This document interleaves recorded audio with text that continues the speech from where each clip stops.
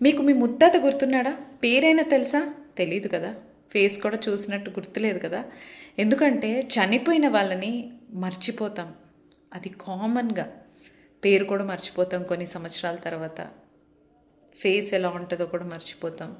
So ఇప్పుడు మీ life వీడి గురించో వాడి గురించో మీరు భయపడుతూ లైఫ్ బతకండి. మీకు ఇష్టంగా మీకు ఎలా బతకాలనుకుంటున్నారో అలా బతకండి. మీకు ఏది ఇష్టమో అది చేయండి. ఒకరికి ఇబ్బంది కలిగించనంతసేపు మీరు ఏం చేసినా మీ ఇష్టం. వాడో వీడో మీకు ముద్ద పెట్టట్లేదు, మాటలు అనడానికి వాళ్ళందరూ. కరెక్టేనా?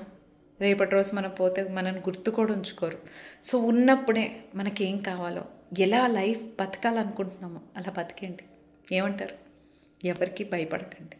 ఎవరన్నా ఏమన్నా అంటే కుక్క మురిగింది అని వదిలేసేయండి. ఓకేనా?